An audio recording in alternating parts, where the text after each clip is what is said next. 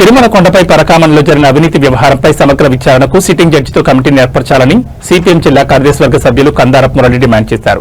CPM జిల్లా కార్యాలయంలో మంగళవారం మీడియా సమావేశం జరిగింది. ఈ సమావేశంలో కందారపు మురళితో పాటు సిపిఎం నేతలు T Subrahmanyam, K Venugopal, S Jayachandra, Madhav, Sailakshmi, R Lakshmi, Bujji, Jayanthi పాల్గొన్నారు. గత కొన్ని రోజులుగా పరకామణలో జరిగిన చోరీ వ్యవహారం భక్తుల మనోభావాలకు విఘాతం కలిగించేదిగా ఉందని, స్వామివారికి భక్తితో సమర్పించే విరాళాలు టీటీడీకి అందుతున్నాయా లేదా అన్న అనుమానం కలిగేలా పరకామణలో ఘటనలు కనిపిస్తున్నాయని మురళి ఆరోపించారు. ఏపీ హైకోర్టు పరకామణి వ్యవహారంపై స్పందించిన తీరును తమ పార్టీ స్వాగతిస్తోందని ఆయన అన్నారు. 28 రకాల అనుమానాలను నివృత్తి చేయడానికి సమగ్ర విచారణ జరిపించాలని హైకోర్టు భావించడాన్ని తాము సమర్థిస్తున్నామని అన్నారు. పరకామణి వ్యవహారం వెలుగులోకి రావడానికి కారకుడైన పాత్రికేయుడు శ్రీనివాసులపై గతంలో అక్రమ కేసులు బనాయించి జైలుకు పంపిన విషయాన్ని గుర్తు చేశారు. మరో సీనియర్ జర్నలిస్ట్ శశికుమార్ నాటి పోలీస్ వేధింపులకు గురై జైల్లో ఉండగానే మరణించిన విషయాన్ని కందారపు మురళి గుర్తు చేశారు.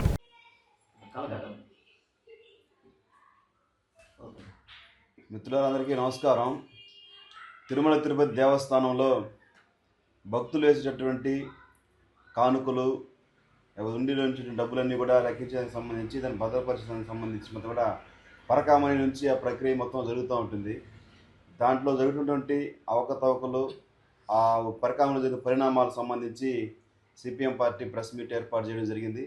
ఈ ప్రెస్ మీట్ కార్యక్రమంలో సిపిఎం పార్టీ జిల్లా కార్యదర్శి వర్గ సభ్యులు కందారపు మురళి గారు, సుబ్రహ్మణ్యం గారు, సిపిఎం జిల్లా కమిటీ సభ్యులు జయచంద్ర గారు, సాయిలక్ష్మి గారు, లక్ష్మి గారు, మాధవ్ గారు, అట్లాగే సిపిఎం నగర కార్యదర్శి వర్గ సభ్యురాలు బుజ్జి గారు, జయంతి గారు ఈ ప్రెస్ మీట్ కార్యక్రమంలో పాల్గొంటున్నారు.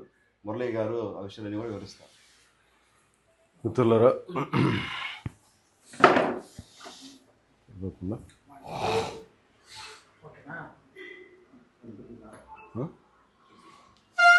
సరిపోయిందా?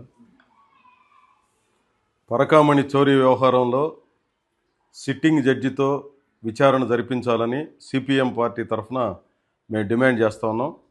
నిన్న హైకోర్టు పరకామణి చోరీ వ్యవహారంలో జరిగిన తప్పుల మీద సవివరమైనటువంటి వ్యాఖ్యానాలు చేసింది. వాటన్నిటినీ మేము స్వాగతిస్తున్నాము. వీటి మీద సమగ్రమైన విచారణ జరపాలి.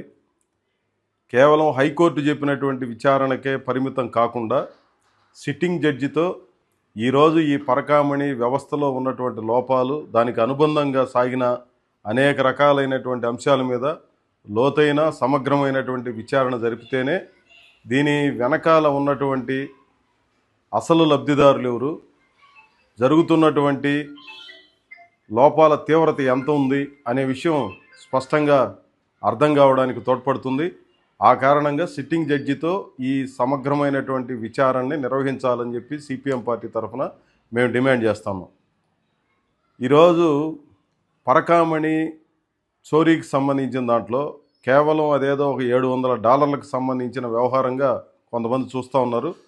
35 ఏళ్లుగా ఈ రవికుమార్ అనే అతను చిన్నజీయరు మఠం తరఫున ఒక పర్యవేక్షకుడుగా, వాస్తవంగా పరకామణిలో పటిష్టమైనటువంటి వ్యవస్థ ఉంటుంది, దుర్భేద్యమైనటువంటి పద్ధతులు ఉంటాయి. మామూలు వాళ్ళు ఎవరు లోపలికి వెళ్ళడానికి లేదు.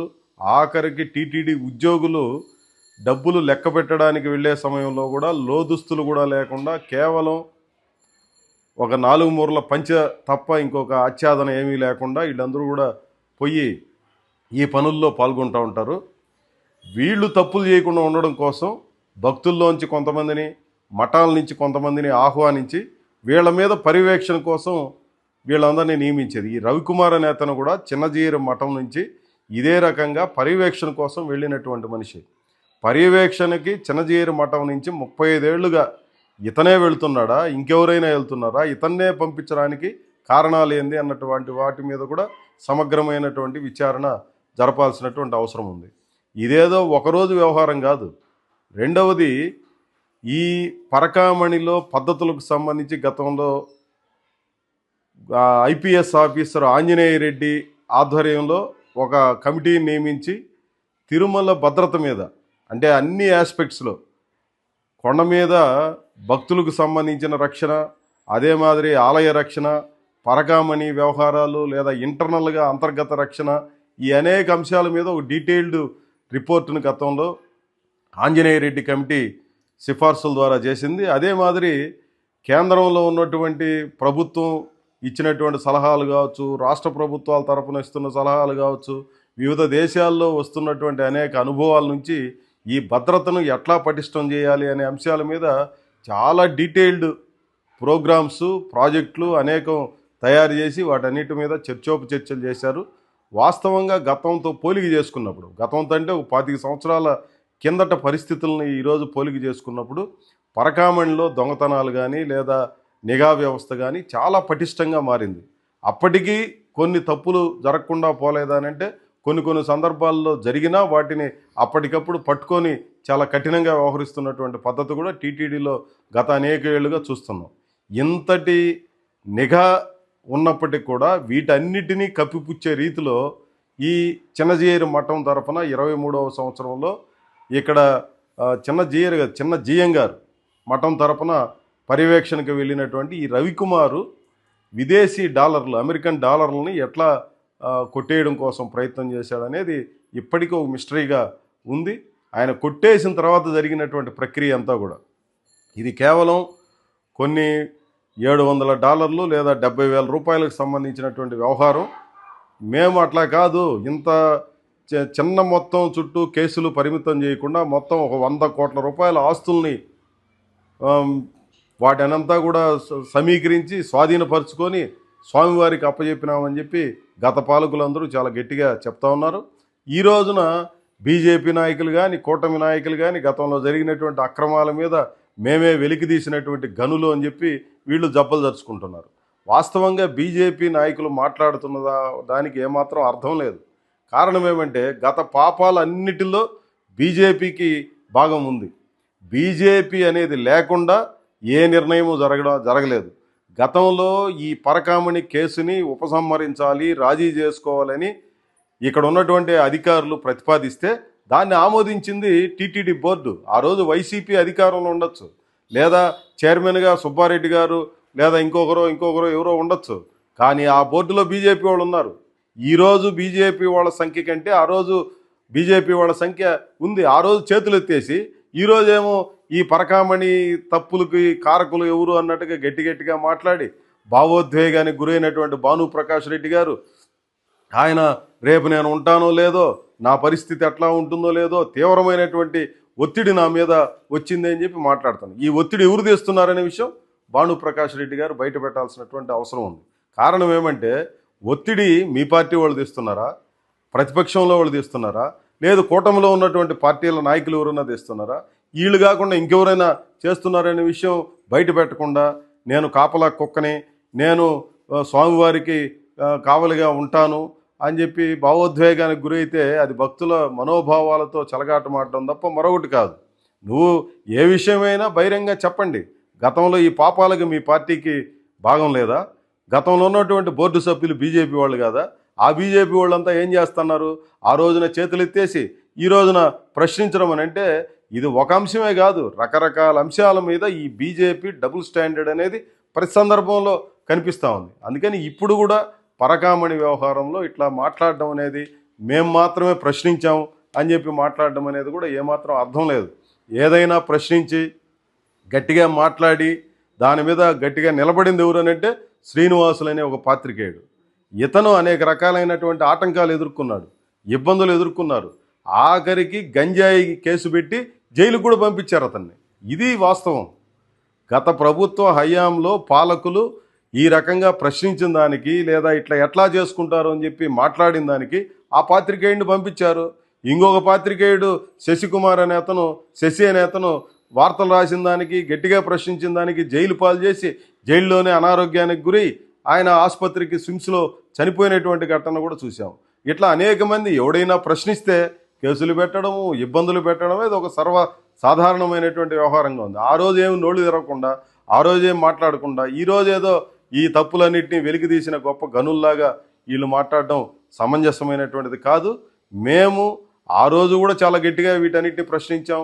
ఈరోజు హైకోర్టు వ్యాఖ్యానాల నేపథ్యంలో వీటన్నిటిని స్వాగతిస్తూనే సిట్టింగ్ జడ్జి ద్వారా వీటన్నిటినీ సమగ్రమైనటువంటి విచారణ జరపాలి.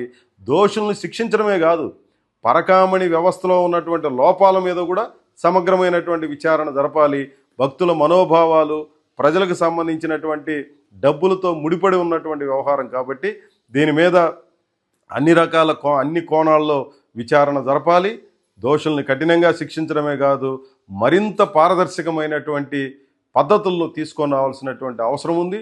మేమిస్తున్నటువంటి డబ్బులు, కానుకలు దేవుడికి చేరుతున్నాయా లేదా అన్నటువంటి భయము లేదా ఆందోళన భక్తుల్లో నెలకొన్నటువంటి నేపథ్యంలో వారికి విశ్వాసాన్ని కల్పించాల్సినటువంటి బాధ్యత రాష్ట్ర ప్రభుత్వం మీద ఉంది. అదే మాదిరి టీటీడీ యాజమాన్యం మీద ఉంది. టీటీడీ పాలక మండలి, రాష్ట్ర ప్రభుత్వం దీనికి బాధ్యత తీసుకొని సిట్టింగ్ జడ్జితో సమగ్రమైన విచారణ జరిపిస్తేనే మరింత స్పష్టత వస్తుంది అనేది మేము సిపిఎం పార్టీ తరఫున చెప్పదలుచుకున్నటువంటి అంశం. రవికుమార్ వెనకాల ఎవరి హస్తం ఉందనేది మేము ఏమి చెప్తాము, అందుకనే సిట్టింగ్ జడ్జితో విచారణ జరిపించాలి అని చెప్పేది. ఇప్పుడు రవికుమార్ ఆ రోజున ఆస్తులు రాయించుకున్నటువంటి వాళ్ళేమో 70,000 రూపాయల వ్యవహారం కాదు, 100 కోట్ల ఆస్తులను సమీకరించి స్వామివారికి వీటన్నింటినీ అందజేశాము, గొప్ప విజయం మేము సాధించామని వాళ్ళు చెప్తున్నారు. గతంలో ఉన్నటువంటి వాళ్ళు, ప్రస్తుతం ఉన్నటువంటి వాళ్ళు రాయించుకున్నది వెంకటేశ్వర స్వామికే కాదు, వీళ్ళు సొంతంగా కూడా రాయించుకున్నారు అని చెప్తా ఉన్నారు. ఇప్పుడు ఈ నిందితుడు భార్య ఈ రోజులో కూటమిలో ఉన్నటువంటి కొంతమంది నాయకులు మాకు ఇన్ని కోట్లు డబ్బులు ఇస్తే మేము బయటే పెట్టము, ఈ విషయాలన్నింటినీ మీకు సహకరిస్తామని చెప్పి మాట్లాడినట్టుగా ఆమె ఆరోపణలు చేస్తుందని చెప్తున్నారు. ఆఖరికి ఆ పాత్రికేయుడు శ్రీనివాసులు కూడా ఇదే రకమైనటువంటి ఆరోపణలు చేసిన విషయం మనకందరూ కూడా తెలుసు.